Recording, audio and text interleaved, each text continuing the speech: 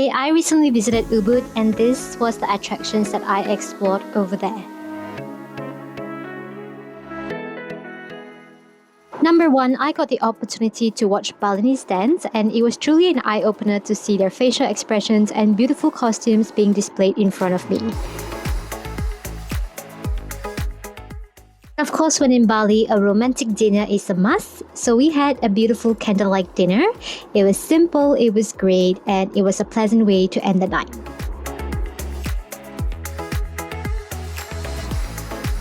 The next morning came by and we were so excited to explore our next attraction in Bali. So I visited the Sacred Monkey Forest Sanctuary and this was by far the best experience I had in Ubud because I am really in love with monkeys and the monkeys here were so brave, so friendly.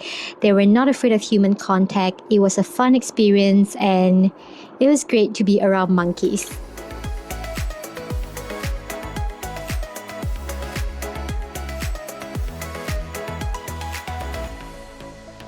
I visited the Tagalalang Rice Terrace and it's a place where you can take really beautiful photos and videos, and they even had assigned a photographer or videographer to help take your photos and videos while you're on the swing.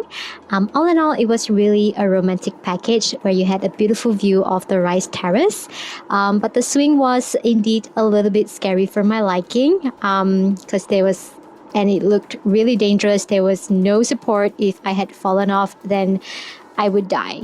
That kind of experience. But yeah. I visited the famous Trepea Temple where people usually dress in green attire to bathe in the holy spring water.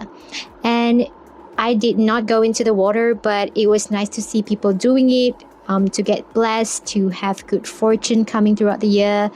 It was definitely a culture that you would want to preserve, and it makes Bali for having it.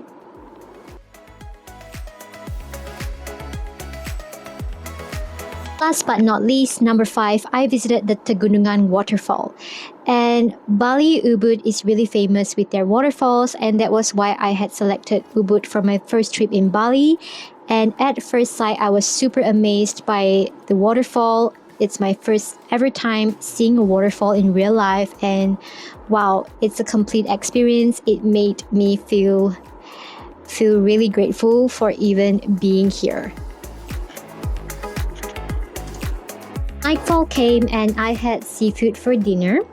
The seafood was a little bit pricey for my price point, but it's understandable since I am in central Ubud and they are going to charge me tourist price.